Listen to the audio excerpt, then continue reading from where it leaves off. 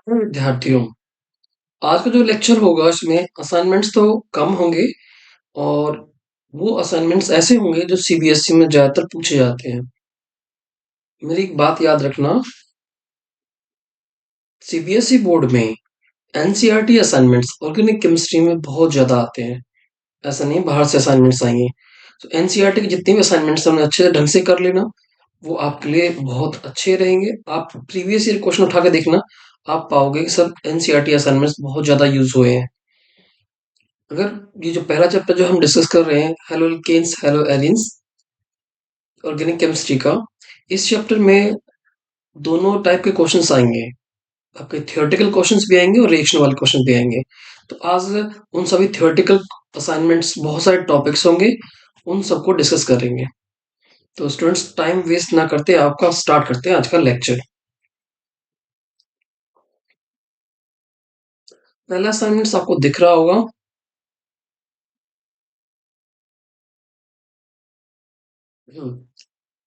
इस टाइप के असाइनमेंट्स भी इसमें देखने को मिलेंगे। असाइनमेंट है right the structures of the following compounds. In compound की स्ट्रक्चर्स लिखो। स्ट्रक्चर्स ड्रॉ करनी है इन कंपाउंड्स की। तो कैसे ड्रॉ कर पाएंगे कंपाउंड की स्ट्रक्चर्स?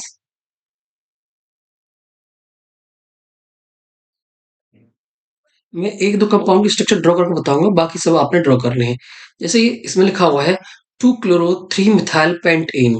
तो जब भी ऐसे कंपाउंड की स्ट्रक्चर बनानी हो, तो सबसे पहले आप एन इन या आइन को सर्च कर लें।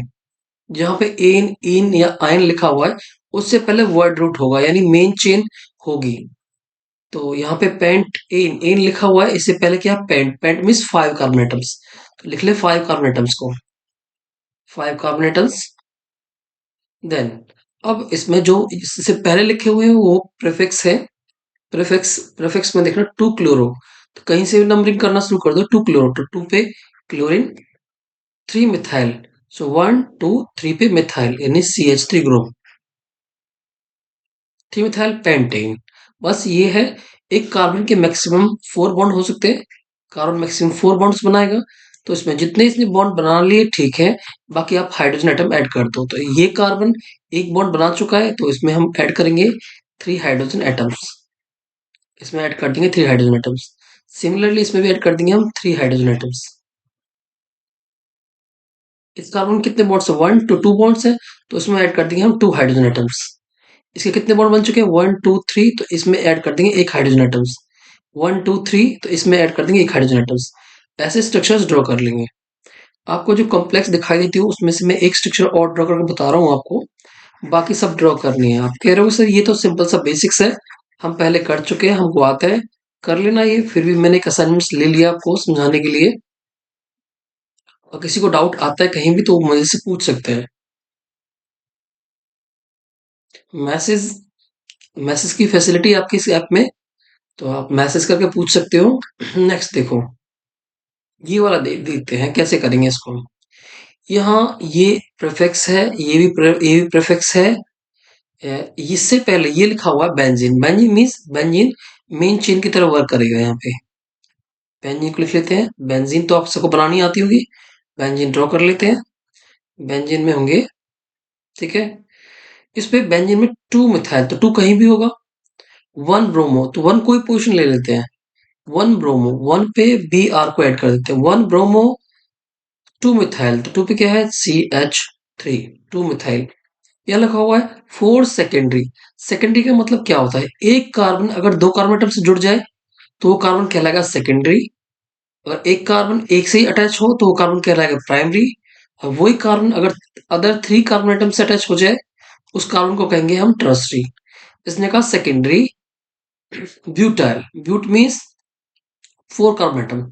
सेकेंडरी मीन्स वो कार्बन एटम किसने से अटैच है? 2 से अटैच है। और ब्यूटाइल भी है। एक तो ये हो गया, एक ये हो गया, और दूसरा कार्बन ये हो गया। ब्यूटाइल है, ब्यूट मीन्स 1 2 3, और एक और होगा इसमें कार्बन एटम। ये हो गया ब्यूटाइल।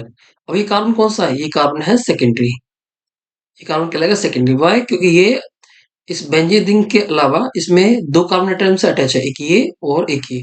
दैट्स वाई कार्बन कहलाएगा सेकेंडरी। तो ये सेकेंडरी है। अब इसमें हाइड्रोजन ऐड कर देंगे। CH3,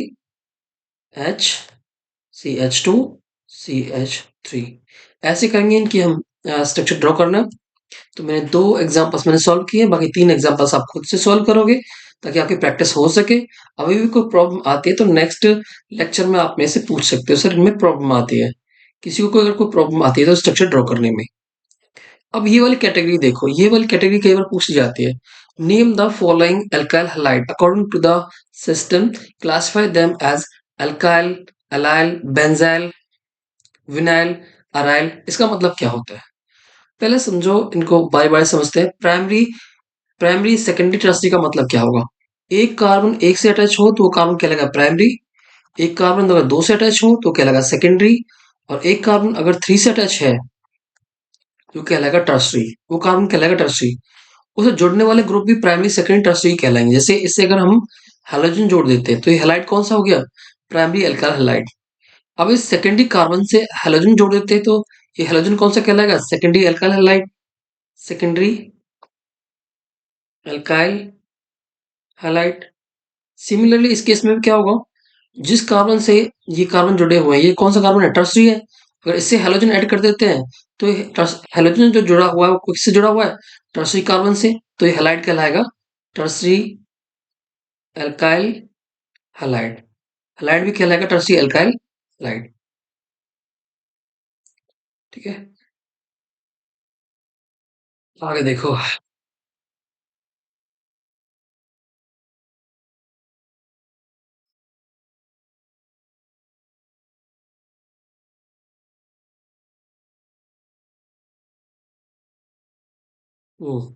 इतनी बात थी प्राइमरी सेकेंडरी टर्सरी की। इसमें अब ये है अल्काइल, अलाइल, बेंजाइल।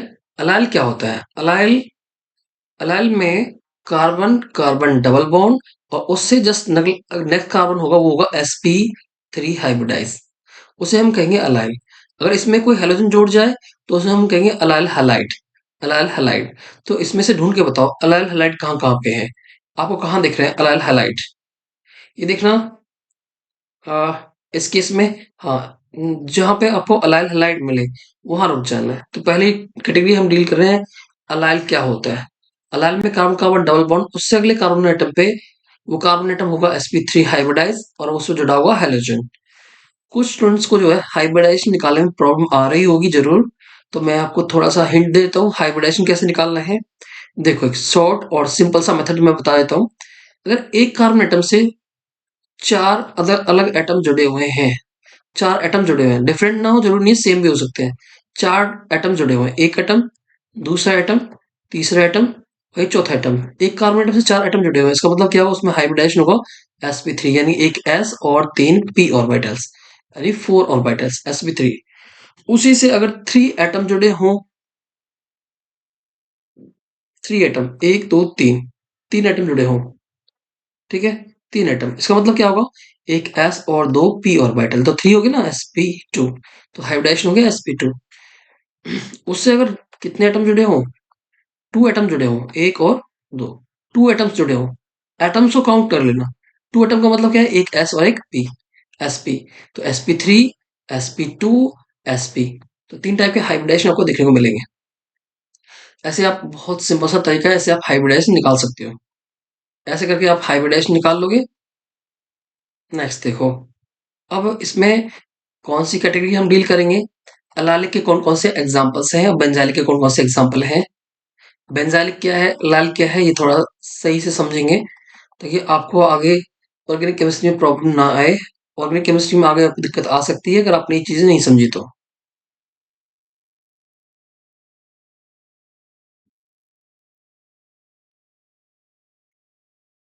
देखो, इस कंपाउंड को देखते हैं, ये कौन कैसा कंपाउंड है। इसमें ये है C6H4 यानी बेंजीन रिंग, C6H4। अब मेटा पोजिशन जुड़ा हुआ है, मेटा पोजिशन पे Cl CH2, मेटा पोजिशन पे CH2Cl, CH2Cl। ये बेंजीन रिंग है। इसमें मेटा पोजिशन कौन सी होगी? One third position, one two three, one third position जो है, ये वन कार्बन, ये टू, ये थ्री, वन थर्ड कार्बन कहलाती है मेटा। सो मेटा पे जुड़ा हुआ है CH2Cl। और मेटा पे तो वन पोजिशन पे क्या जुड़ा होगा? वन पोजिशन जुड़ा होगा CH2 और CH3 कितने टाइम्स है? CH3 थ्री टाइम्स है। CH3 3 टाइम्स, कुछ ऐसे बना हुआ है। सो बताओ भी ये कौन सा है? जो हैलोजन है ना, ये बेंजीन से नहीं जुड़ा हुआ है, बेंजीन से अगले वाले से जुड़ा हुआ है। बेंजीन, उससे आगे एक कार्बन एटम, और उससे अगर हैलोजन जुड़ा हुआ है, तो बेंजीन से जस्ट अगले वाले कार्बन एटम को कहेंगे बेंजाइल। क्या कहेंगे इसे? बेंजाइल। तो जब जहां भी बेंजाइल लिखा हुआ, बेंजाइल बेंजाइल बेंजाइल, सो बेंजाइल कौन सा होगा? बेंजीन से जस्ट नेक्स्ट कार्बन एटम। सो बेंजीन से जस्ट नेक्स्ट कार्बन एटम पे जुड़ा हुआ है हेलोजन, तो इसे हम कहेंगे बेंजाइल हैलाइड। तो बेंजाइल कैटेगरी ये है। जब भी आपको बेंजाइल को सर्च करना हो तो कैसे सर्च करोगे? बेंजाइल को सर्च करने के लिए आप क्या देखोगे? बेंजीन से आगे एक कार्बन एटम होना चाहिए, अगर उस पे हेलोजन जुड़ा हुआ है तो वो कहलाएगा बेंजाइल। और सीधे बेंजीन से जुड़ा हुआ है, सीधे हेलोजन डायरेक्ट जो है बेंजीन से जुड़ा हुआ है, तो उसे कहेंगे हम, इसमें कैटेगरी दे रखी होगी अराइल। अराइल मतलब सीधे बेंजीन से जुड़ा हुआ, वो हेलोजन अगर बेंजीन से जुड़ा हो। हम्म, जैसे ये वाला केस देखो, C6H4।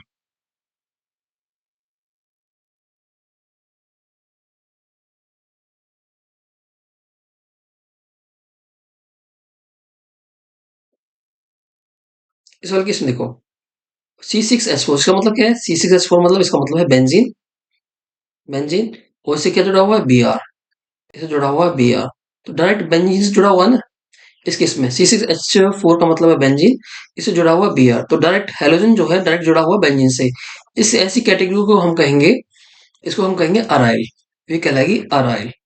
अराइल, तो ये केस कहलाएगा अराइल, जिसमें हेलोजन एटम किससे जुड़ा हो? डायरेक्ट बेंजीन रिंग से जुड़ा हो। बेंजीन रिंग और उससे डायरेक्ट हेलोजन जुड़ा हो, उसे हम कहेंगे अराइल। अराइल हो गया। और कौन सी कैटेगरी डील कर ली हमने? सो अराइल हम कर चुके हैं, बेंजाइल कर चुके हैं, प्राइमरी सेकेंडरी टर्सरी बता दिया मैंने आपको। अब देखते हैं विनाइल। विनाइल का क्या मतलब क्या होता है? Vinyl means carbon carbon double bond, carbon carbon double bond और उससे जुड़ा हो कोई भी ग्रुप, उससे डायरेक्ट जुड़ा हो। बेंजीन से अगर कोई ग्रुप डायरेक्ट जुड़ता है, हेलोजन डायरेक्ट जुड़ता है, तो उसे हम कहेंगे अराइल। और बेंजीन से आगे एक कार्बन एटम है, आगे एक कार्बन एटम है, उससे जुड़ा होता है, तो उसे हम कहेंगे, क्या कहेंगे उसे हम? उसे हम कहेंगे बेंजाइल। बेंजीन से next carbon atom benzyl, direct benzene के अंदर अराइल। और कार्बन कार्बन डबल बॉन्ड में कार्बन से जुड़ने वाला कहलाएगा क्या? विनाइल। वो कहलाएगा विनाइल। सो विनाइल का केस ढूंढते हैं इसमें। विनाइल का केस देखो, इसमें देखो ये कौन सा है? विनाइल है। इसमें कार्बन कार्बन डबल बॉन्ड से, ये कार्बन कार्बन डबल बॉन्ड और इसमें जुड़ा हुआ क्लोरीन, तो कार्बन कार्बन डबल बॉन्ड उससे जुड़ा हुआ क्लोरीन, तो कौन सा कहलाएगा? वो कहलाएगा विनाइल। ये कैटेगरी होगी विनाइल की। ठीक है। अब एक कैटेगरी रहेगी अलाइल की। अलाइल कौन सी है? वो कैटेगरी ढूंढ के मैं बताता हूँ आपको, अलाइल इसमें से कौन सा होगा। अलाइलिक केस इसमें से कौन सा होगा? अब ये वाला केस देखो, ये कौन सा केस है? कार्बन कार्बन डबल बॉन्ड, उससे जुड़ा हुआ halogen, carbon carbon double bond उससे जुड़ा हुआ CH, उससे जुड़ा हुआ Br। ये कुछ ऐसे बना हुआ, स्ट्रक्चर ड्रॉ करते हैं इसकी, तब समझ में आएगा। ये है CH3, आगे क्या हुआ? CH, double bond C, CH। ठीक है। एक कार्बन एटम और होगा, उससे जुड़ा हुआ है Br, और इसमें जुड़ा हुआ है CH3 टू टाइम्स, इससे जुड़ा हुआ CH3 टू टाइम्स। तो अब देखना यहाँ पे, ये कार्बन कार्बन डबल बॉन्ड है, ये कार्बन कार्बन डबल बॉन्ड है। उससे अगला आइटम क्या है? sp3 हाइब्रिडाइज है। sp3 हाइब्रिडाइज क्यों है? क्योंकि इसमें कितने एटम जुड़े हुए हैं? 4 एटम्स, एक एटम एक Br है ना, 4 ग्रुप जुड़े हुए हैं, एटम भी ना हो ग्रुप भी हो सकते हैं। एक Br है और 2 टाइम्स CH3 है और एक ही कार्बन है, कितने हो गए? 4 हो गए, तो ये कैसा है? sp3 हाइब्रिडाइज है। मैंने ये बताया था कार्बन कार्बन डबल बॉन्ड, उससे अगला कार्बन क्या? sp3 hybridise. और उससे हेलोजन जुड़ा हो, इससे हेलोजन जुड़ा हुआ है, कार्बन कार्बन डबल बॉन्ड, उससे अगला कार्बन sp3 हाइब्रिडाइज हो, और उस पे अगर हेलोजन जुड़ा हुआ है, तो वो कैटेगरी कहलाएगी क्या? अलाइल। सो वो कैटेगरी कहलाएगी अलाइल। तो ये कौन सी कैटेगरी है? Allylic category. तो मैंने आपको सब कुछ क्लासिफाई करना बता दिया। अलाइल कौन सा है, अल्काइल कौन सा है? अल्काइल कौन सा होगा? जिसमें सिंपल अल्काइल ग्रुप और हेलोजन जुड़ा हो, अल्काइल ग्रुप और हेलोजन, उन्हें हम कहेंगे अल्काइल। जैसे ये है, इसमें कोई डबल बॉन्ड नहीं है, ना बेंजीन रिंग है, तो ये क्या है? Alkyl halide. अल्काइल ग्रुप तो है ही है, और साथ में हेलोजन है, तो अल्काइल हैलाइड। अब इसको देखो, अल्काइल और halogen halide, alkyl halide, alkyl halide, alkyl halide नहीं, अल्काइल हैलाइड नहीं, बेंजीन है इसमें, C6H5 बेंजीन है, बेंजीन है, Br जुड़ा हुआ है। ठीक है, डायरेक्ट बेंजीन है इसमें, तो इसे हम क्या कहेंगे? बेंजीन से आगे क्या है, सी एच है, और सी एच से जुड़ा हुआ है Br2, तो बेंजाइल हैलाइड। ये कुछ ऐसे बना होगा, बेंजीन है, बेंजीन रिंग बना लेता हूँ ढंग की सी। बेंजीन है यहाँ पे C6H5, इससे आगे क्या है, सी एच, ये इस वाला सी एच, इससे जुड़ा हुआ है Br। तो ये बताओ कौन सी कैटेगरी होगी। बेंजीन से अगला कार्बन और उस पे हेलोजन, इसे बोलते हैं हम बेंजाइल। कहाँ गया ये बेंजाइल। सो बेंजाइल। अब इन सभी कैटेगरी को आपने ऐसे ही क्लासिफाई करना है, एक एक असाइनमेंट्स आपने सॉल्व करना है। सॉल्व नहीं होता तो मुझे बताना, सर इस टाइप के असाइनमेंट सॉल्व नहीं हुई। अब नेक्स्ट देखो, arrange each set of compounds in order of increasing boiling point. Boiling point हम कैसे निकालेंगे, ये आएगा फिजिकल प्रॉपर्टीज में, बॉइलिंग पॉइंट निकालना।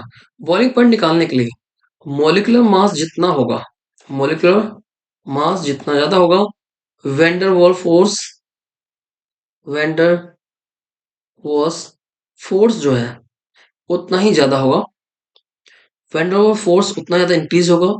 मोलर मास जितना ज्यादा होगा, वैन फोर्स उतना ही ज्यादा होगा।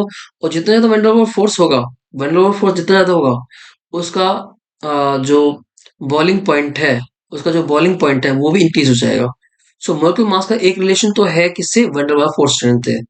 तो मोलर मास के बढ़ने से वैन फोर्स स्ट्रेंथ बढ़ेगी, और जितना ज्यादा वैन फोर्स स्ट्रेंथ होगा उतना ज्यादा बॉइलिंग पॉइंट होगा। So boiling point is directly proportional to molecular mass, molar mass के डायरेक्टली प्रोपोर्शनल होगा। जितना ज्यादा मोलर मास उतना ज्यादा बॉइलिंग पॉइंट। ठीक है। और बॉइलिंग पॉइंट जो है वो किस पे डिपेंड करेगा, वो सरफेस एरिया पे भी डिपेंड करेगा। सरफेस एरिया जितना ज्यादा होगा, सरफेस एरिया जितना ज्यादा होगा, बॉइलिंग पॉइंट उतना ही ज्यादा होगा। सरफेस एरिया डिक्रीज हो जाता है किसके साथ में, ब्रांचिंग के साथ में। अगर ब्रांचिंग होती है तो उसके केस में सरफेस एरिया डिक्रीज होने लगता है। और जितनी ज्यादा ब्रांचिंग होगी उतना कम सरफेस एरिया होगा, जितना कम सरफेस एरिया होगा बॉइलिंग पॉइंट उतना ही कम होगा। तो दो कॉन्सेप्ट को लेकर ये क्वेश्चन सॉल्व हो जाएगा बड़े आसानी से। अब इस सॉल्व करता हूँ, बताता हूँ मैं आपको कैसे सॉल्व करना है क्वेश्चन। इस क्वेश्चन को सॉल्व करने के लिए पहले लगा डिलीट इसको। देखो, one bromo methane, one bromo methane यानी CH3Br, one bromo methane. Bromoform CH Br3, CH Br3। Chloromethane CH3Cl। Dibromo, dibromomethane means CH2Br2। तो इसमें देखो मोलर मास कहाँ ज्यादा होगा, इसमें 3 ब्रोमीन एटम्स हैं तो यहाँ सबसे ज्यादा होगा। तो सबसे ज्यादा ज्यादा बॉइलिंग पॉइंट इसका होगा। सेकंड नंबर पर कौन सा आएगा, ये फर्स्ट हो गया। सेकंड नंबर पर कौन सा आएगा, इसमें 2 ब्रोमीन एटम्स है, इसमें 3 है, इसमें 2 ब्रोमीन एटम्स है, तो सेकंड नंबर इसका आएगा। सेकंड नंबर इसका होगा। और इसमें ब्रोमीन है, इसमें क्लोरीन है, तो कौन सा होगा, हमें पता है ब्रोमीन का मोलर मास ज्यादा होता है इन कंपेरिजन टू क्लोरीन, तो फिर थर्ड ये होगा एंड फोर्थ वन ये होगा। ऐसे हम मोलर मास से निकाल सकते हो इनका बॉइलिंग पॉइंट। ऐसे निकाल लेंगे हम बहुत इजीली बॉइलिंग पॉइंट। अब जो नेक्स्ट क्वेश्चन है ना, उसी कॉन्सेप्ट से सॉल्व होगा जैसे हमने पहले किया था। सेम वही कॉन्सेप्ट अप्लाई करना है क्वेश्चन को सॉल्व करने के लिए।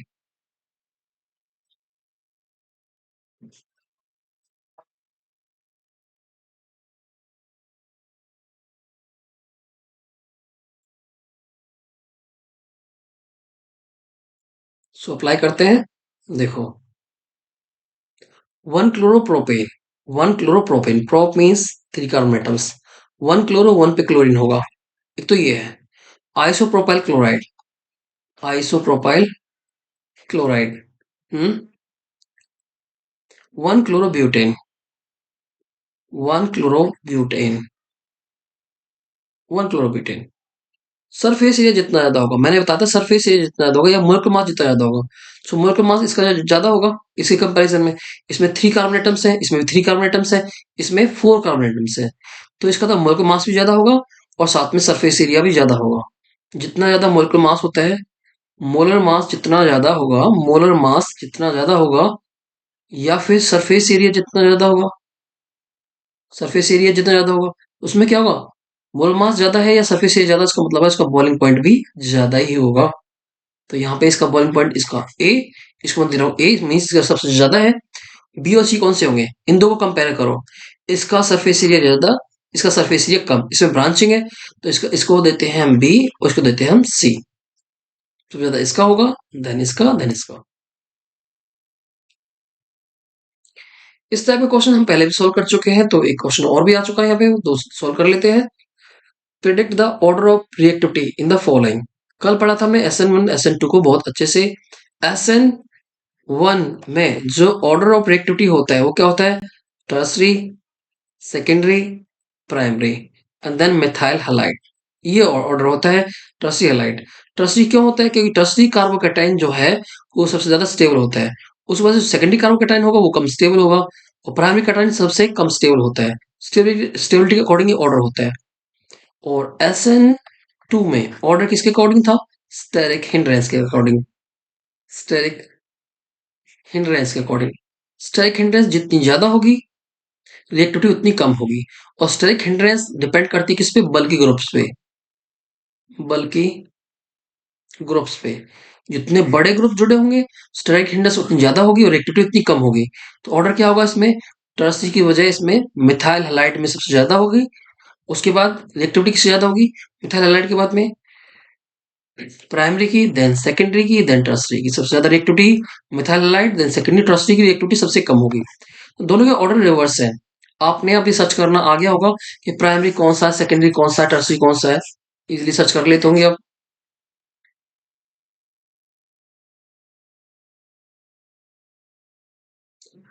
चलो देखो, the order of four isomeric bromobutane. Bromobutane के फोर ब्रोमोब्यूटेन आइसोमर्स बनाने हैं। अब दोनों बताने हैं SN1 SN2 का ऑर्डर। फोर ब्रोमोब्यूटेन, तो ब्रोमोब्यूटेन कैसे बना सकते हैं? आइसोमर्स फॉर्म करने हैं। हम्म, एक ब्रोमीन आप यहाँ जोड़ लो, ये हो गया। दूसरा ब्रोमीन कहाँ जोड़ सकते हैं? इस चेन को चेंज करके देखो, यहाँ ब्रोमीन जोड़ लेते हैं, ये भी डिफरेंट है। फोर बताए ना, फोर फोर कैसे बनेंगे? चलो बना के देखते हैं, बनते नहीं बनते हमसे। एक बार ब्रोमीन को यहाँ पे जोड़ लो, और कहाँ जुड़ जाएगा ब्रोमीन? ये तो हो गए। हम्म, एक बार ब्रोमीन को यहाँ पे भी जोड़ लेंगे। सो ये फोर आइसोमरिक ब्रोमो बेंजीन हो गया। अब इनमें बताओ SN1 SN2 का ऑर्डर क्या होगा? SN1 SN2 का ऑर्डर, ये कार्बन कौन सा है? ये कार्बन प्राइमरी है। ये कार्बन कैसा होगा? प्राइमरी होगा। बिकॉज ये कार्बन एटम दूसरे एक ही से जुड़ा हुआ, तो ये कार्बन कौन सा होगा? प्राइमरी हो गया। तो हेलोजन हेलोजन भी कौन सा हो गया यहाँ पे? Primary alkyl halide. ये हो गया प्राइमरी एल्काइल हैलाइड। ये क्या लगा? Primary alkyl halide. ठीक है। सेकंड केस में ये जो है, ये कौन सा है? ये भी प्राइमरी एल्काइल हैलाइड है। ये भी प्राइमरी एल्काइल हैलाइड ही है। ये कौन सा है? जिससे हेलोजन जुड़ा हुआ है, वो कार्बन कितने जुड़ा हुआ? एक, दो, तीन कार्बन एटम से। तो ये हो जाएगा टर्सरी एल्काइल हैलाइड। ये होगा टर्सरी एल्काइल हैलाइड। ये कौन सा होगा? जिससे हेलोजन जुड़ा हुआ है, वो कितने जुड़ा हुआ है? वो कार्बन जुड़ा हुआ है दो कार्बन एटम से। ये हो गया secondary alkyl halide. Primary, secondary, tertiary. So अगर हमने ऑर्डर डिसाइड करना है SN2 का, SN2 का SN2 का ऑर्डर क्या होता है? Primary, then secondary, then tertiary. Primary कौन सा है? This one is the primary. So SN2 के अकॉर्डिंग प्राइमरी वाला यानी ये ए होगा। देन बी कौन सा होगा? बी किसको देंगे हम? बी सेकेंडरी को। बी, अब देखो प्राइमरी में भी दो है, ये भी प्राइमरी है, ये भी प्राइमरी है। कैसे डिसाइड करोगे कौन सा पहले होगा? स्टेरिक हिंड्रेंस किसमें ज्यादा होगी? अगर ये ग्रुप जो है, यहाँ पे ये CH3 है, इस तरीके से CH3 है, और ये CH3 कहाँ पे आ गया? इसके नजदीक आ गया। जो ब्रांच है, ये चेन है, ये बड़ा वाला ग्रुप जो है, इस कार्बन के नजदीक नहीं आ गया, इस ब्रोमीन के। और जितना इसके पास आएगा स्टेरिक हिंड्रेंस उतनी ज्यादा बढ़ जाएगी। इस CH3 ग्रुप की नजदीकी ज्यादा है, तो इसकी स्टेरिक हिंड्रेंस बढ़ जाएगी। देखो मैं एक कंपाउंड बताता हूँ आपको। ये है Br, यहाँ जुड़ा हुआ है एक कार्बन, और एक कंपाउंड और भी है Br, यहाँ पे जुड़ा हुआ है एक कार्बन यानी CH3। CH3 दिखने में तो ऐसा लग रहा होगा कि दोनों ही, ये भी प्राइमरी है और बेटा ये भी क्या है? प्राइमरी है। दोनों के दोनों ही कार्बन एटम प्राइमरी है। ठीक है, दोनों ही कार्बन एटम प्राइमरी है। बट स्टेरिक हिंड्रेंस किसमें ज्यादा होगी? अब वो कैसे डिसाइड करेंगे? ये जो बल्कि ग्रुप है ना, इसकी डिस्टेंस कितनी है? प्राइमरी तो इससे अगले कार्बन एटम पे, सेकंड कार्बन एटम पे क्या? CH3 जुड़ा हुआ है, तो इसमें स्टेरिक हिंड्रेंस ज्यादा है। बड़ा ग्रुप जो नजदीक है, पास में है। इसमें देखना इसमें क्या होगा? अगर ये प्राइमरी है तो इसका जो बल्कि ग्रुप है वो कहाँ पे है? 1, टू थर्ड पोजीशन पे है। तो दूर है तो स्टेरिक हिंड्रेंस क्या होगी, कम होगी। तो आप ऐसे ग्रुप में स्टेरिक हिंड्रेंस को ऐसे निकालोगे, जितनी ज्यादा डिस्टेंस बढ़ती चली जाएगी स्टेरिक हिंड्रेंस उससे कम होती चली जाएगी। तो ये जो इसमें ना, दोनों में है तो दोनों प्राइमरी, दोनों एक केस में जो हमने अभी डील किया था, इस केस में ये भी प्राइमरी है और ये भी प्राइमरी है, ये भी प्राइमरी है। बट इसमें जो CH3 ग्रुप है ना वो इसके पास में है, इस वजह से स्टेरिक हिंड्रेंस इसकी ज्यादा होगी। सो पहले ये ए होगा, देन ये बी होगा।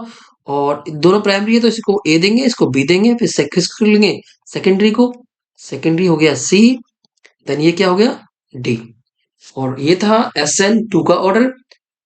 अगर SN1 का ऑर्डर करना है तो SN1 का ऑर्डर रिवर्स हो जाएगा। मीन्स जो यहाँ पे डी है वो ए बन जाएगा, जो सी है वो बी बन जाएगा, और ये बन जाएगा, अ, ठीक है। ऑर्डर को रिवर्स कर देंगे, जो पहले ऑर्डर आया था उसका रिवर्स कर देंगे। SN2 में ऑर्डर क्या आया था, SN2 में ऑर्डर था A B C then D, ये था SN2 में ऑर्डर। SN1 में ऑर्डर क्या हुआ, SN1 में ऑर्डर रिवर्स हो जाएगा, यानी डी सबसे ज्यादा, देन सी, देन बी, देन ए। ऑर्डर रिवर्स हो जाएगा, ऑर्डर उल्टा हो जाएगा SN1 में। उम्मीद है आपको ये करना आ गया होगा। फिर भी अगर कोई डाउट रहता है तो पूछ सकते हैं, बाकी असाइनमेंट्स भी मिलेंगे। SN1 SN2 पे काफी सारे असाइनमेंट्स आपको देखने को मिलेंगे, ठीक है, SN1 और SN2 पे।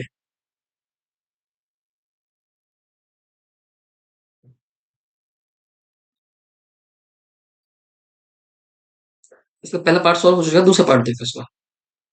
दो पार्ट में से सॉल्व करवा रहा हूँ ताकि मैं आपको बहुत सारे असाइनमेंट्स देने वाला हूँ, और फिर आपसे आगे का जो टेस्ट होगा उसमें असाइनमेंट्स मिलेंगे आपको अच्छे वाले। आज मुझे स्टूडियो तक पहुंचने में बहुत टाइम लग गया, थोड़ा हो सकता है लेट लेट आपको लेक्चर मिल पाए। ये देखो, ये क्या है, C6H5 in benzene ring, benzene ring, C6H5 benzene ring. इसमें जुड़ा हुआ है CH2 और Br। नेक्स्ट है C6H5, और आगे क्या है, CH, और इसे एक जुड़ा हुआ है, CH जुड़ा हुआ है Br, और इससे आगे जुड़ा हुआ है एक बेंजीन और भी है, C6H5 है, एक बेंजीन इससे और भी जुड़ी होगी ऐसे, एक बेंजीन और भी है, दो बेंजीन होगी, यहाँ पे Br है।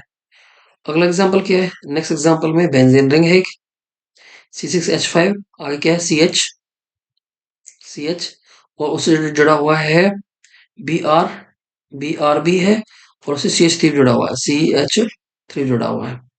नेक्स्ट एग्जांपल देखो, नेक्स्ट एग्जांपल केस में ये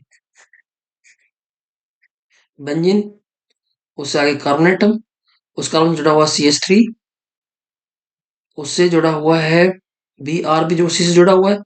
Br के अलावा एक बेंजीन और जुड़ी हुई है, Br के अलावा एक बेंजीन और जुड़ी हुई है, एक बेंजीन रिंग और जुड़ी हुई है, यानी C6H5।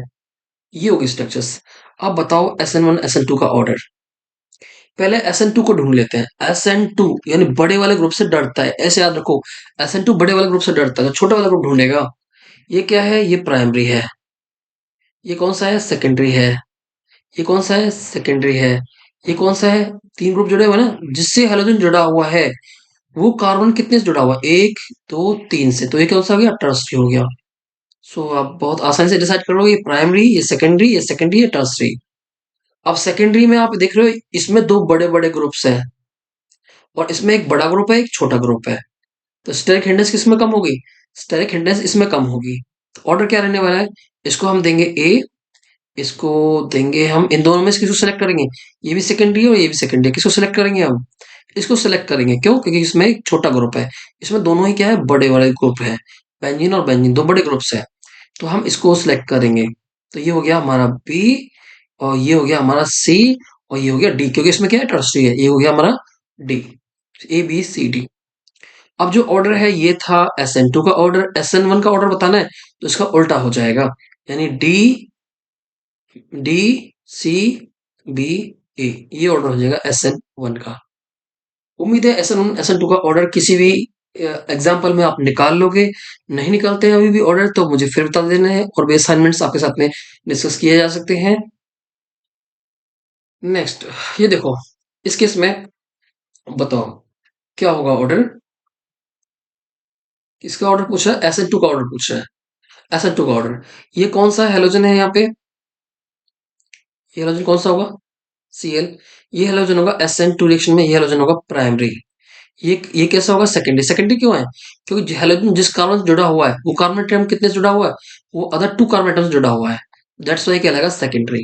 ये प्राइमरी, तो हमें पता है प्राइमरी में ज्यादा होता है इसके ऊपर सेकेंडरी। तो ये प्राइमरी सेकेंडरी, तो इसकी इसकी रिएक्टिविटी ज्यादा होगी, इसको ए देंगे, इसको हम बी दे देंगे। इन दोनों में रिएक्टिविटी किससे ज्यादा होगी? डिपेंड करेगा बॉन्ड इजीली कौन सा लॉस होगा। आयोडीन का साइज बड़ा होता है ना, आयोडीन का साइज बड़ा होता है तो बॉन्ड लेंथ ज्यादा होगी, इजीली बॉन्ड ब्रेक होगा। क्लोरीन का साइज, दोनों ही प्राइमरी है, देखा जाए तो दोनों प्राइमरी, ये भी प्राइमरी है और ये भी प्राइमरी है। अब किससे डिसाइड करोगे बेटर लिविंग ग्रुप कौन सा है? बेटर हेलोजन कौन सा लीव करेगा, आई लीव करेगा या सीएल लीव करेगा? तो साइज जितना बड़ा होगा, साइज के इंक्रीज होने से लिविंग ग्रुप बेटर होता चला जाएगा। साइज जैसे बढ़ेगा लिविंग ग्रुप उतना बेटर होगा, रिएक्टिविटी बढ़ जाएगी, तो उसकी रिएक्टिविटी, लिविंग ग्रुप का साइज लिविंग ग्रुप के साइज पे डिपेंड करेगी उसकी रिएक्टिविटी। जितना बड़ा साइज रिएक्टिविटी उतनी ज्यादा, तो रिएक्टिविटी फर्स्ट केस में ज्यादा होगी, सेकंड में कम होगी, सेकंड में उतनी ज्यादा नहीं होगी।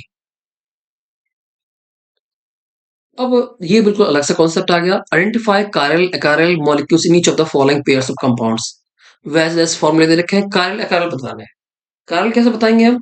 अगर एक कार्बन एटम से 4 डिफरेंट कार्बन एटम जुड़े होते हैं, एक कार्बन एटम से 4 डिफरेंट, जैसे कोई ए ग्रुप है, इसमें डी है, इसमें ई है और ये क्या है? एफ है। चारों चारों ग्रुप क्या होने चाहिए? डिफरेंट होने चाहिए।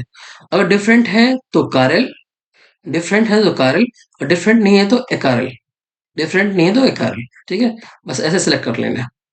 इसमें देखना ये कारल है एकारल है, इसमें 4 डिफरेंट ग्रुप है, एच अलग है, ओ एच बिल्कुल अलग है, बी आर बिल्कुल डिफरेंट है, सी एस थ्री बिल्कुल डिफरेंट है। 4 डिफरेंट हो गए तो ये क्या हो गया? कारल, कारल। ठीक है, अगला वाला एग्जांपल देखते हैं। B are same, B are same, तो 4 डिफरेंट नहीं हुए ना, 2 सेम हो गए, तो वही कहलाएगा एकारल, एकारल।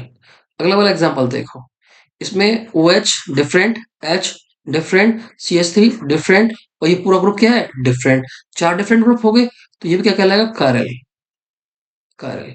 नेक्स्ट वाला एग्जांपल देखो, तो अगर ये कार्बन को हम सर्च करें तो इस कार्बन में देखना, ये जो ग्रुप है सेम वो ग्रुप ये भी है, तो 2 ग्रुप सेम हो गए, तो ये कहलाएगा अकार्यल। 4 डिफरेंट ग्रुप होने चाहिए। इस कार्बन आइटम में देखना, सी एस थ्री बिल्कुल अलग है, बी आर बिल्कुल अलग है, एच ये अलग है और ये ग्रुप अलग है। तो इस कार्बन से एच जुड़ा हुआ है और ये ग्रुप जुड़ा हुआ है, इथाइल ग्रुप जुड़ा हुआ है, इथाइल जुड़ा हुआ है। ठीक है, तो ये चारों ग्रुप क्या हो गए? डिफरेंट हो गए, तो ये भी क्या कहलाएगा? ये भी कहलाएगा कारल। इसमें देखना, हेलोजन जिस कार्बन से जुड़ा हुआ है उसमें 2 हाइड्रोजन जुड़े हुए हैं, 2 हाइड्रोजन का मतलब क्या है? जैसे लिखा हो सी एस टू, 2 हाइड्रोजन का मतलब क्या है? 2 ग्रुप सेम हो गए, 2 ग्रुप सेम होने का मतलब है एकारल, एकारल कहलाएगा। नेक्स्ट एग्जांपल देखो, which one of the following has highest dipole moment? So dipole moment depend करता है किस पे? डिस्टेंस पे और चार्ज पे। डायपोल मोमेंट, और डायपोल मोमेंट सिमेट्रिकल मॉलिक्यूल्स का, सिमेट्रिकल मॉलिक्यूल कैसे पहचानोगे? आपको कैसे पता होगा सिमेट्रिकल मॉलिक्यूल है या नहीं है?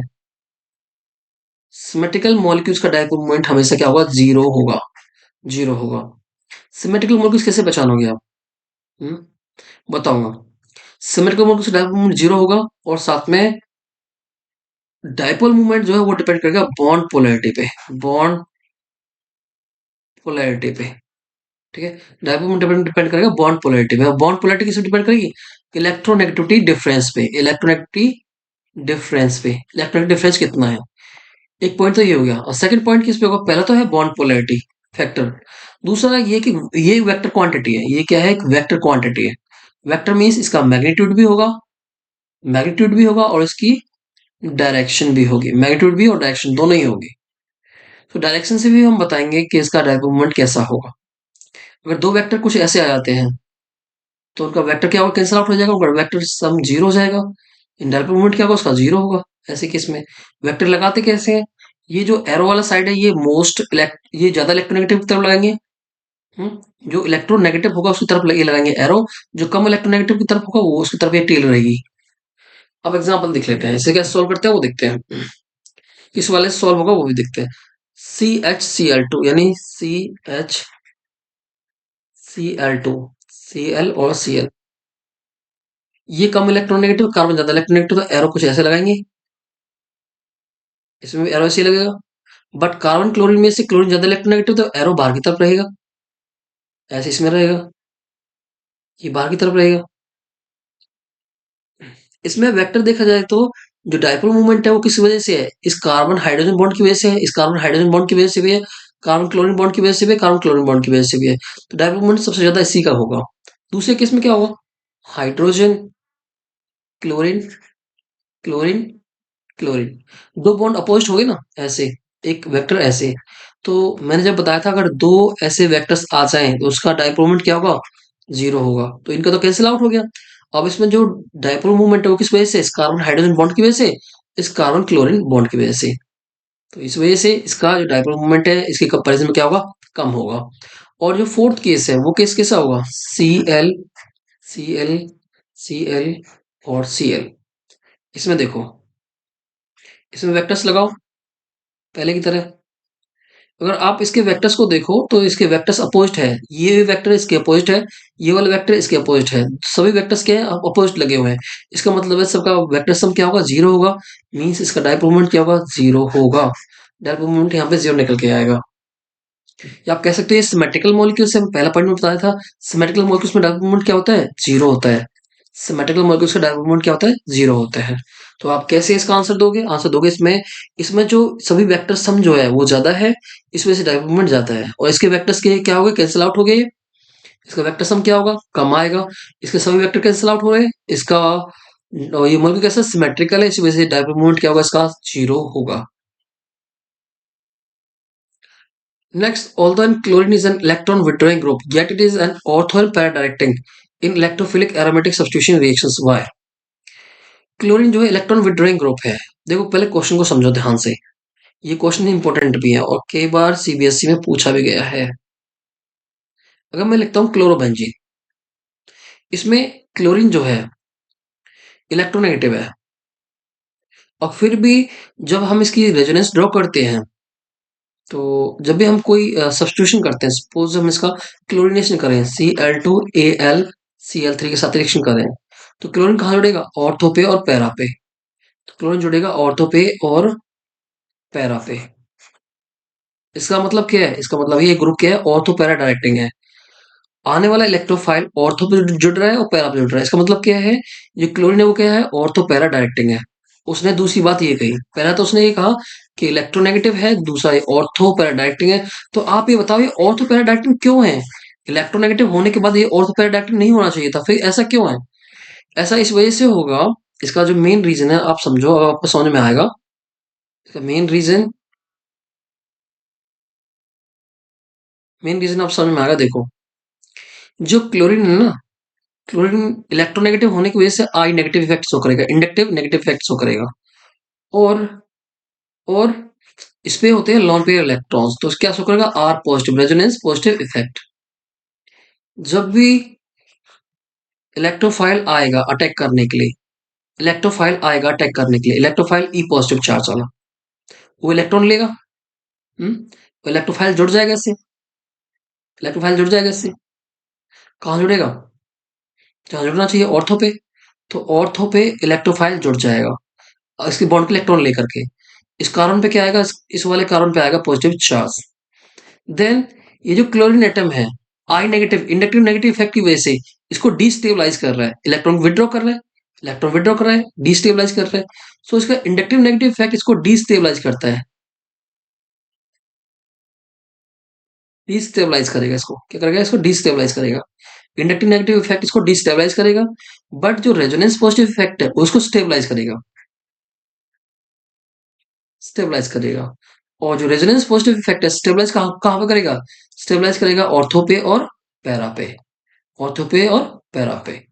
अगर इसकी रेजोनेंस ड्रॉ करोगे तो इलेक्ट्रॉन कहाँ पे आएंगे, ऑर्थो पे और पैरा पे। सो इंडक्टिव नेगेटिव इफेक्ट ने इसको डिस्टेबलाइज करने का काम किया, साथ में रेजोनेंस पॉजिटिव इफेक्ट ने इसको स्टेबलाइज करने का काम किया। और स्टेबलाइज कहाँ पे किया, इसको ऑर्थो पे और पैरा पे, क्योंकि ये स्टेबलाइज करता है इसको ऑर्थो पे पैरा पे, इसी वजह से ऑर्थो पैरा डायरेक्टिंग है। यही कारण होगा कि ये ऑर्थो पैरा डायरेक्टिंग होगा। Why are ambident, what are ambident nucleophiles, explain with example. Ambident nucleophiles क्या होते हैं? मैं एक न्यूक्लियोफिलिक सब्स्टिट्यूशन रिएक्शन का एग्जांपल देके बताता हूँ आपको। मैं यहाँ रिएक्शन कर रहा हूँ CH3Cl, इसको मैं करा रहा हूँ KCN के साथ में, K positive CN negative. Reaction का तो पता ही है आपको, रिएक्शन कैसी होगी, कैसी रिएक्शन होगी बताओ।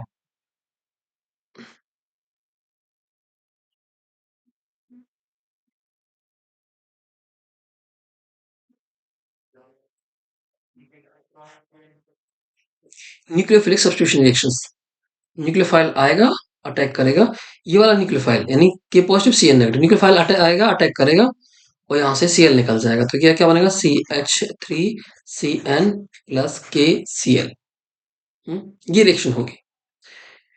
अब एक दूसरी रिएक्शन देखो, सेम ऐसे ही CH3Cl प्लस AgCN। अब रिएक्शन कंप्लीट करते हैं। अब क्या होगा, अब बताओ, अब प्रोडक्ट क्या फॉर्म होगा। अब इसमें ये जो, इसमें तो क्या था, ये बॉन्ड जो था कार्बन का और CN का, ये बॉन्ड था आयनिक बॉन्ड, आयनिक बॉन्ड, ठीक है। आयनिक बॉन्ड होने की वजह से ये बॉन्ड यहां से ब्रेकअप हुआ, और कार्बन क्या था यहाँ पे, फ्री था।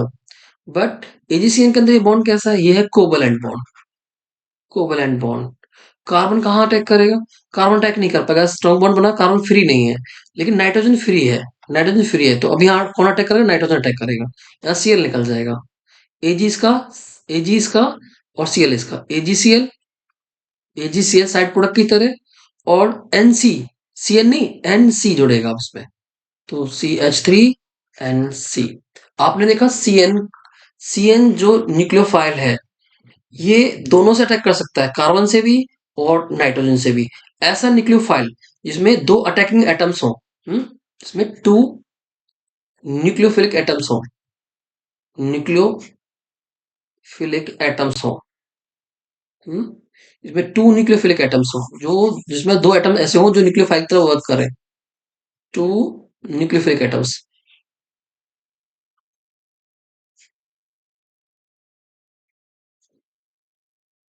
ठीक है। इसमें क्या हो, टू न्यूक्लियोफिलिक एटम्स हो, उन्हें कहेंगे एम्बीडेंटेड न्यूक्लियोफाइल्स। एग्जाम्पल कौन से होंगे, एग्जाम्पल के, एग्जाम्पल में होंगे CN negative, NO2 negative. NO2 में नाइट्रोजन में अटैक कर सकता है, ऑक्सीजन भी, और CN में कार्बन में अटैक कर सकता है, और N भी। So what do you understand by एम्बीडेंटेड nucleophiles? Those nucleophile which have two attacking atoms, two nucleophilic atoms, that is called एम्बीडेंटेड nucleophile. Example मैंने बता दिया, आपको 2 एग्जाम्पल दे दो बहुत है। Next, a hydrocarbon C5H10 does not react with chlorine in dark. Dark में react नहीं करता, but gives a single monochloride compound C6H5Cl in bright sunlight. Bright sunlight में identify the reactions. अगर हमारे पास ये है ना C5H10, C5H10, तो यहाँ पे दो पॉसिबिलिटीज हैं, ये किस फॉर्मूले को सूट कर रहा है, CnH2n। ये फॉर्मूला या तो एल्कीन का हो सकता है, या फिर साइक्लो एल्केन का हो सकता है, साइक्लो एल्केन का, साइक्लो एल्केन का, एल्किन का या साइक्लो एल्केन का,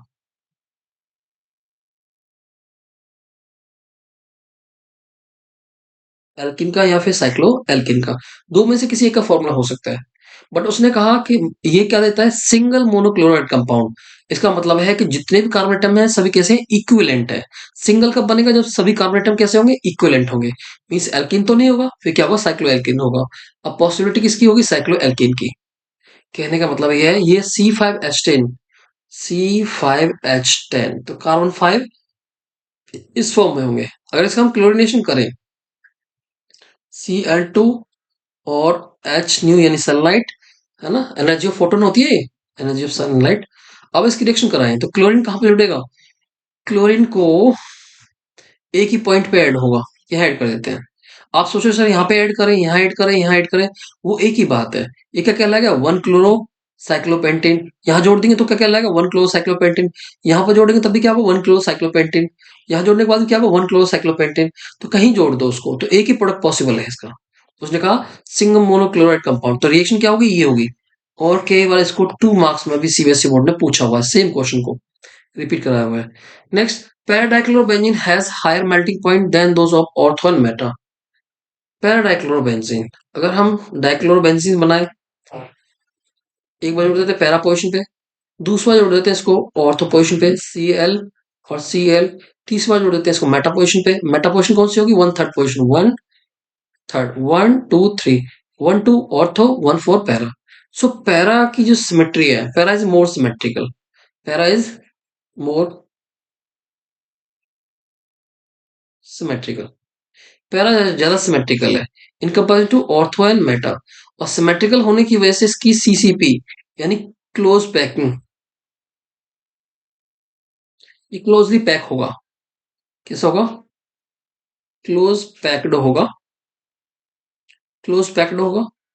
ये सिमेट्रिकल है, इस वजह से क्लोज पैक हुआ। जितनी ज्यादा क्लोज पैकिंग होगी उतना ज्यादा मेल्टिंग पॉइंट होगा, मेल्टिंग पॉइंट उतना ही ज्यादा होगा। तो मेल्टिंग पॉइंट बढ़ने का कारण क्या है?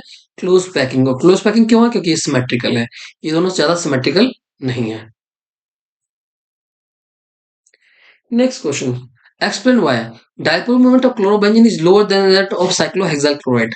Dipole moment of chlorobenzene, dipole moment का एक क्वेश्चन आ गया। क्लोरोबेंजीन, एक है साइक्लोहेक्साइल क्लोराइड, दोनों केस में क्या होगा? इसका कार्बन कैसा है? इसका कार्बन है sp3 हाइब्रिडाइज। इसका जो कार्बन जो जुड़ा हुआ है वो कार्बन है sp2 हाइब्रिडाइज। और जो इलेक्ट्रोनेगेटिविटी होती है sp ज्यादा इलेक्ट्रोनेगेटिव, sp2 कम इलेक्ट्रोनेगेटिव, sp3 सबसे कम इलेक्ट्रोनेगेटिव। ये होता है इलेक्ट्रोनेगेटिविटी का ऑर्डर, इलेक्ट्रोनेगेटिविटी का order. Which one is more electronegative? sp is more electronegative as compare to sp2, और sp3 सबसे कम इलेक्ट्रोनेगेटिव होगा। अब कार्बन भी इलेक्ट्रोनेगेटिव होता है, और ये कार्बन, ये क्लोरीन भी इलेक्ट्रोनेगेटिव है, कार्बन भी इलेक्ट्रोनेगेटिव है। बट कौन सा ज्यादा इलेक्ट्रोनेगेटिव है? ये कार्बन sp2 ज्यादा इलेक्ट्रोनेगेटिव है, क्लोरीन। और ये एक ऐसा कार्बन है जो इलेक्ट्रोनेगेटिव है, sp2 है। यहाँ पे क्लोरीन और इसका कार्बन जो है वो कैसा है? sp3 है। सो इलेक्ट्रोनेगेटिव डिफरेंस किसमें ज्यादा होगा? मैंने बताया था डाइपोल मूवमेंट किस पे डिपेंड करता है? बॉन्ड पोलैरिटी पे, बॉन्ड पोलैरिटी पे। और बॉन्ड पोलैरिटी किस पे डिपेंड करेगी? इलेक्ट्रोनेगेटिविटी डिफरेंस पे, इलेक्ट्रोनेगेटिविटी डिफरेंस पे। तो डायपोल मूवमेंट जितना ज्यादा होगा, बॉन्ड पोलैरिटी उतनी ही ज्यादा है। तो बॉन्ड पोलैरिटी डिपेंड करेगी इलेक्ट्रोनेगेटिव डिफरेंस पे। इलेक्ट्रोनेगेटिव डिफरेंस, ये कम इलेक्ट्रोनेगेटिव है, ये ज्यादा इलेक्ट्रोनेगेटिव है, तो डिफरेंस यहाँ पे ज्यादा आएगा ना। एक कम है, एक वैल्यू कम है, एक वैल्यू ज्यादा है, तो अगर डिफरेंस निकालने लगे, माइनस करने लगे, तो क्या आएगा? वैल्यू उसकी ज्यादा आएगी। तो यहाँ पे क्लोरीन क्या है? ज्यादा इलेक्ट्रोनेगेटिव है, कार्बन क्या है? कम इलेक्ट्रोनेगेटिव है। ये कार्बन sp2 की इलेक्ट्रोनेगेटिव बढ़ गई, इसका मतलब डिफरेंस क्या आएगा? कम आएगा। डिफरेंस कम आएगा तो इसका मतलब क्या होगा? इसकी बॉन्ड पोलैरिटी कम आएगी, और बॉन्ड पोलैरिटी कम होगी, डायपोल मोमेंट ज्यादा कम होगा। इस वाले का डायपोल मोमेंट कम होगा इसकी कंपैरिजन में। पहले वाले का डायपोल मोमेंट दूसरे वाले के डायपोल मोमेंट की कंपैरिजन में क्या होगा? कम होगा। क्यों? क्योंकि उसकी बॉन्ड पोलैरिटी कम होगी। उसका कार्बन कैसा है? sp2 हाइब्रिडाइज है, और यही कारण होगा कि इसकी बॉन्ड पोलैरिटी कम होगी। और जितनी कम बॉन्ड पोलैरिटी होगी, उसका डायपोल मोमेंट उतना ही कम होगा। आज समझ में? एक तो हाइब्रिडाइजेशन की वजह से इफेक्ट पड़ा है, इलेक्ट्रोनेगेटिव चेंज हुआ, किसकी वजह से? इलेक्ट्रोनेगेटिव चेंज हुआ, उससे बॉन्ड पोलैरिटी चेंज होगी, बॉन्ड पोलैरिटी चेंज होने से क्या होगा? डायपोल मोमेंट भी चेंज हो जाएगा। अरे एक क्वेश्चन तो और रह गया इसमें। रह गया था। Next, alkyl halides though polar are immiscible with water. Alkyl halides polar है लेकिन फिर भी क्या है? इमिसिबल है वाटर के साथ में। वाटर के अंदर डिजोल्व कौन सा होगा? जो हाइड्रोजन बॉन्ड बनाएगा, और जितना स्ट्रॉन्ग हाइड्रोजन बॉन्डिंग बनाएगा उतना ज्यादा डिजोल्व होगा। इसका मतलब है अल्काइल हैलाइड्स वाटर के साथ में स्ट्रॉन्ग हाइड्रोजन बॉन्डिंग फॉर्म नहीं कर पाते हैं। इसी वजह से वाटर के अंदर कैसे होंगे? इमिसेबल होंगे, यानी मिक्सेबल होंगे, मिक्स हो जाएंगे उसमें, बट पूरी तरीके से डिसॉल्व नहीं होंगे। पूरी तरह डिसॉल्व होने का मतलब क्या है? स्ट्रॉन्ग हाइड्रोजन बॉन्डिंग फॉर्म उसमें नहीं होगी। आप ये नहीं लिखो हाइड्रोजन बॉन्डिंग फॉर्म नहीं होगी, मिसेबल तो है ही है, हाइड्रोजन थोड़ी बहुत तो हाइड्रोजन बॉन्डिंग बन रही है, लेकिन इतनी स्ट्रॉन्ग नहीं होगी। जो ओरिजिनल बॉन्ड्स हैं वो स्ट्रॉन्गर होंगे। लाइक वाटर और वाटर मॉलिक्यूल का जो बॉन्ड है, इसमें हाइड्रोजन बॉन्डिंग है, लेकिन वाटर के साथ में अल्काइल हैलाइड के साथ में जो बॉन्डिंग कराई जाए वो स्ट्रॉन्ग हाइड्रोजन बॉन्डिंग नहीं है। ठीक है? वाटर और अल्काइल हैलाइड के साथ में जो बॉन्डिंग बनेगी वो स्ट्रॉन्ग हाइड्रोजन बॉन्डिंग नहीं होगी। इसी वजह से वो इमिसेबल होंगे, मिक्सेबल होंगे, उसमें डिसॉल्व नहीं होंगे। अगला असाइनमेंट देखो, move on the next assignment. Grignard reagent क्या होता है? आर एम जी एक्स या A R M G X. उसको प्रिपेयर करते हैं एनहाइड्रस कंडीशन में। उसमें क्या लेके चल रहे थे हम? ड्राई एथर, कल भी यूज किया था ना, ड्राई एथर यूज किया था। ड्राई एथर, उसमें वाटर क्यों नहीं डाला? हम्म उसमें वाटर का यूज क्यों नहीं किया? अगर उसमें वाटर डाले तो क्या होता? वाटर का यूज क्यों नहीं किया हमने? उसमें हमने H2O क्यों नहीं डाला? H2O का मतलब है H पॉजिटिव और OH नेगेटिव। वाटर क्यों नहीं यूज किया उसमें? बिकॉज अगर हम गिरनार रीजन के साथ में अगर मॉइस्चर यूज कर रहे होते या वाटर यूज कर रहे होते तो क्या होता? गिरनार रीजन डिकम्पोज हो जाता। डिकम्पोज होता कैसे? यहाँ से बॉन्ड को डिकम्पोज करो, इसके अल्काइल ग्रुप के साथ में इसका हाइड्रोजन यानी RH, और MgX के साथ में इसका OH प्लस R, क्या होगा? MgX और इसका OH, MgOH और X। इसका मतलब ये क्या है? इसको एनहाइड्रस कंडीशन में इस वजह से प्रिपेयर करते हैं। अगर हमने इसमें वाटर यूज किया तो कंपाउंड क्या होगा? डिकम्पोज हो जाएगा। इसमें एल्केन में, किसमें डिकम्पोज हो जाएगा? एल्केन में। इसे एल्केन फॉर्म कर लेगा। अगर हमने वाटर यूज किया तो ये एल्केन में डिकम्पोज हो जाएगा। इसी वजह से इसको हम एनहाइड्रस कंडीशन में बनाते हैं। अगला क्वेश्चन में बहुत अच्छा क्वेश्चन है। Treatment of alkyl halide with aqueous KOH lead to the formation of alcohols, but in the presence of alcoholic KOH, alkene is the major product. अब मैं इस स्टेटमेंट को समझाता हूँ यहाँ पे। देखो, अगर हम ये लेके चल रहे हैं CH3 CH2 Cl, और इसमें हम डाल रहे हैं अल्कोहलिक KOH। क्या यूज कर रहे हैं? Alcoholic KOH। रीजन लेके चल रहे हैं अल्कोहलिक KOH। अब सेम रिएक्शन में मैं करूं CH3 CH2 Cl के साथ में, लेकिन जो KOH वो कैसा हो? एक्वस हो, अल्कोहलिक ना हो। अल्कोहलिक ना हो, अल्कोहल मतलब ethyl alcohol, methyl alcohol, like aqueous हो, AQ, एक्वस KOH हो। दोनों में रिएक्शन डिफरेंट निकल के आते हैं। ऐसा क्यों होता है? अगर हम अल्कोहलिक लेते हैं तो ये जो इसका OH है वो न्यूक्लियोफाइल की तरह वर्क करता है। न्यूक्लियोफाइल मतलब OH नेगेटिव। OH नेगेटिव यहाँ अटैक करेगा, Cl यहाँ से निकल जाएगा। प्रोडक्ट क्या फॉर्म होगा? प्रोडक्ट फॉर्म होगा CH3 CH2OH। K इसका, Cl इसका, प्लस KCl।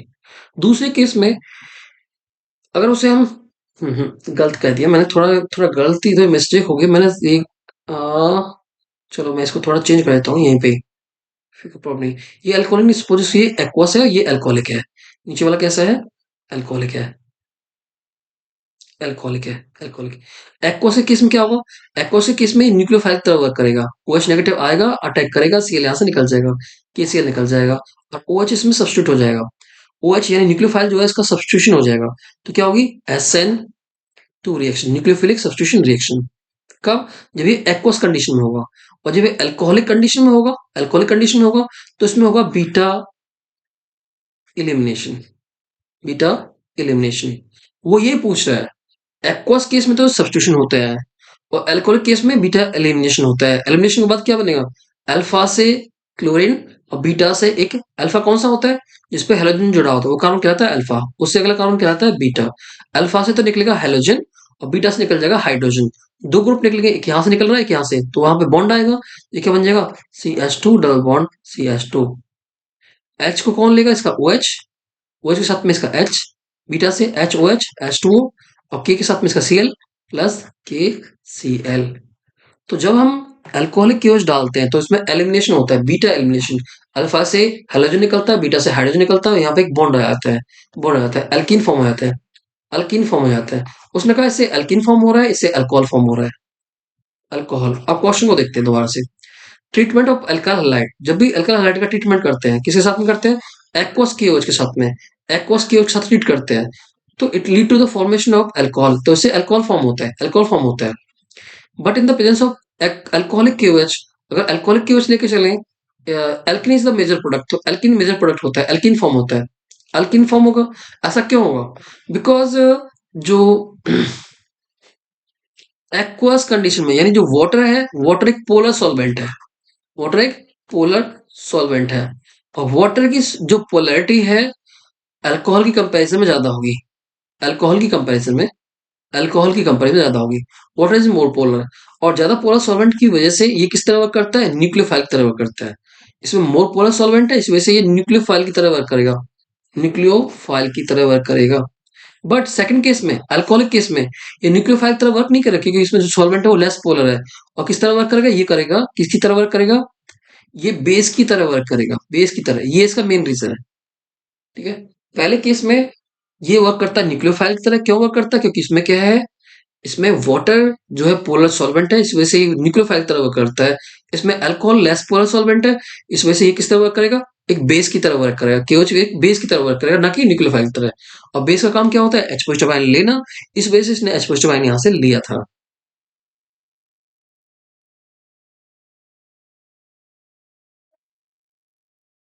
उम्मीद है आज के सॉल्व किए हुए असाइनमेंट्स आपको समझ आए होंगे। और मैंने कोशिश तो की असाइनमेंट्स को, सभी असाइनमेंट्स को लेने की। बाकी अगर कोई डाउट्स रहता है तो आप मुझे पूछ सकते हो। आज मैं लेट भी था और लेक्चर में थोड़ा फास्ट फास्ट डिलीवर किया है, मुझे तो थोड़ी बहुत कमी रह गई हो। बाकी स्टूडेंट्स, लेक्चर आपको रोजाना मिलेंगे और जुड़े रहना है, पढ़ते रहना है। कोई डाउट्स आए तो मुझे पूछ लेना है, सर यहाँ पे ये डाउट है, और भी कुछ सुधार करना लेक्चर में तो आप बता देना। आप बैठे हो, मिलते हैं नेक्स्ट लेक्चर में। उम्मीद मत छोड़ो, ऑर्गेनिक केमिस्ट्री 100% आएगी, बहुत अच्छी आएगी। मैं आपकी प्रैक्टिस में केवल एनसीईआरटी क्वेश्चन ही सॉल्व कराने वाला नहीं हूँ।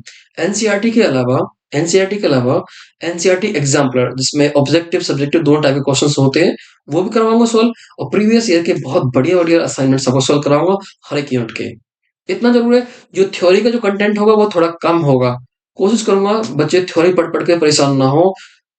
प्रैक्टिस जो है वो बहुत ज्यादा रहेगी, है ना। प्रैक्टिस जो बहुत ज्यादा रहेगी। और बोर्ड की प्रैक्टिस के लिए हमें चाहिए कि हमें ज्यादा से ज्यादा असाइनमेंट्स हम सॉल्व कर लें। तो स्टूडेंट्स, मिलेंगे अगले लेक्चर में। आज के लिए उतना ही। असाइनमेंट टेस्ट जो मिलेगा उसे जरूर सॉल्व कर लेना भाई। रोजाना टेस्ट मिल रहे हैं आपको ग्रुप पे।